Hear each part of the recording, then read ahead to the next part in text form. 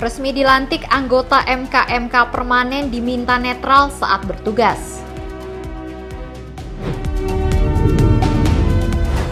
Rafael Alun divonis 14 tahun penjara dalam kasus gratifikasi dan pencucian uang.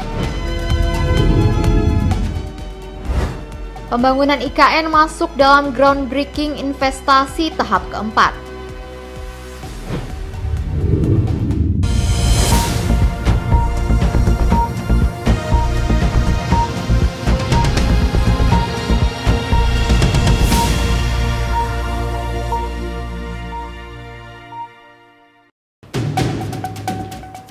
Selamat siang, Anda menyaksikan Kilas Nusantara Siang edisi Selasa 9 Januari bersama saya Priska Triverna.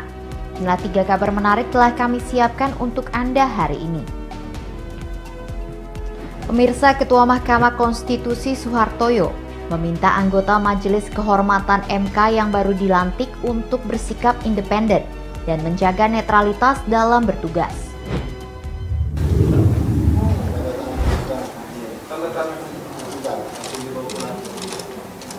Ketua Mahkamah Konstitusi atau MK Soehartoyo berharap 3 anggota Majelis Kehormatan Mahkamah Konstitusi MK permanen yang baru dilantik di Jakarta Senin 8 Januari dapat bersikap independen dan netral dalam bertugas selama tahun politik ini. Ketiga anggota MK permanen tersebut adalah Ridwan Mansur sebagai perwakilan Hakim Konstitusi, Idewa Gede Palguna yang mewakili tokoh masyarakat, dan Yuliandri yang merupakan perwakilan akademisi.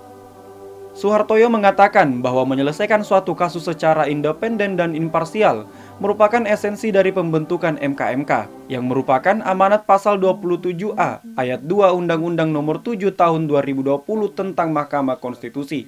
Selain itu, untuk mengembalikan kepercayaan publik kepada MK, Soehartoyo juga meminta MK permanen untuk tidak hanya mengawasi perilaku hakim dan mengurus aduan terkait pelanggaran etik hakim, namun juga menjembatani komunikasi dengan masyarakat.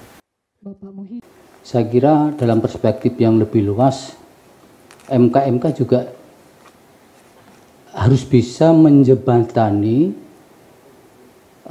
kepada publik, Pak Pal, Prof. dan Pak Ridwan, apa sih sebenarnya yang juga sudah dilakukan Mahkamah Konstitusi yang kemudian bisa harus diterjemahkan kepada masyarakat. Menjadi pintu-pintu rahmat dan ridho. Pelantikan ketiga anggota MK tersebut berdasarkan surat keputusan nomor 1 tahun 2024 tentang pembentukan dan keanggotaan Majelis Kehormatan Mahkamah Konstitusi 2024 tertanggal 2 Januari 2024. Anggota MK permanen tersebut dipilih oleh para hakim Mahkamah Konstitusi secara aklamasi. Mereka akan menjabat sejak 8 Januari hingga 31 Desember 2024. Dari Jakarta, Uyu Septiati Liman, Ibnu Zaki, Kantor Berita Antara mewartakan.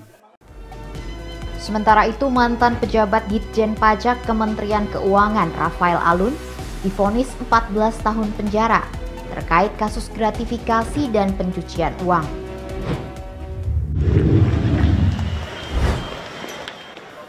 Majelis Hakim Pengadilan Tindak Pidana Korupsi Tipikor Jakarta memutuskan mantan pejabat Direktorat Jenderal Pajak Kementerian Keuangan Rafael Alun Trisambodo bersalah atas dakwaan tindak pidana gratifikasi dan pencucian uang. Putusan tersebut dibacakan dalam sidang pada Senin 8 Januari setelah sidang putusan yang sebelumnya direncanakan pada 4 Januari ditunda. Ketua Majelis Hakim Tipikor Suparman Nyompa mengatakan Rafael Alun terbukti melakukan tindak pidana korupsi dan pencucian uang sebagaimana 3 dakwaan yang disangkakan padanya sehingga patut dinyatakan bersalah. Menjatuhkan pidana terhadap terdakwa Rafael Alun Trisambodo tersebut di atas dengan pidana penjara selama 14 tahun serta denda sebesar 500 juta rupiah. Jika tidak dibayar, diganti dengan pidana penjara selama 3 bulan. Selain hukuman penjara dan denda, Hakim juga memerintahkan Rafael menyerahkan uang pengganti sejumlah 10 miliar 79 juta rupiah, paling lama 1 bulan setelah putusan berkekuatan hukum tetap. Merespons putusan Hakim, kuasa hukum Rafael menyebut kliennya menyatakan pikir-pikir untuk memutuskan banding atau tidak. Kami akan sampaikan beberapa hal yang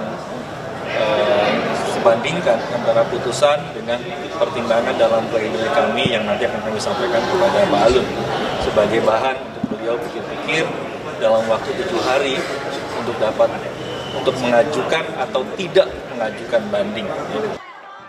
Sebelumnya, Jaksa Penuntut Umum meminta Majelis Hakim supaya menjatuhkan hukuman penjara 14 tahun dan denda 1 miliar rupiah kepada Rafael.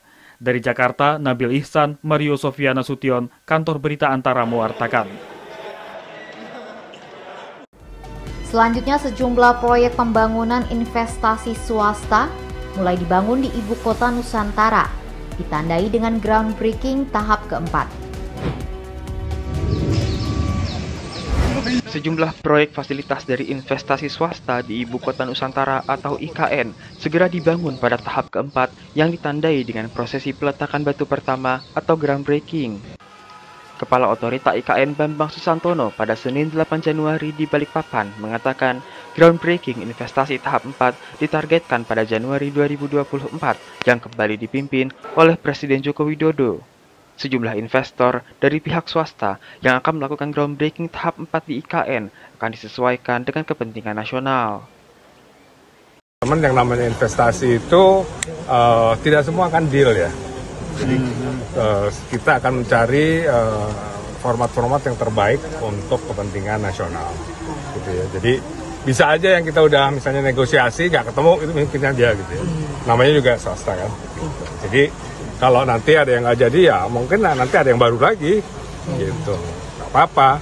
Dulu kan pada waktu Mas Yosi dari Softbank mundur semuanya ribut ya. Nah, menurut saya sih ya biasa-biasa aja gitu. Investor tuh banyak dan mereka bervariasi.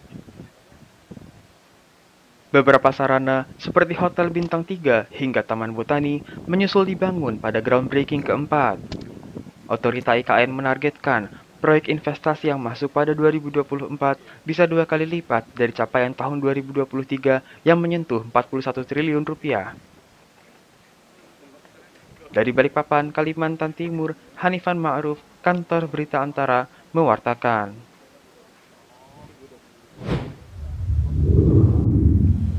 Berita dari IKN tadi menandai berakhirnya Kilas Nusantara siang ini. Kami akan kembali malam nanti dengan 3 informasi terkini dan menarik dalam Kilas Nusantara pukul 20 waktu Indonesia Barat. Terima kasih dan sampai jumpa.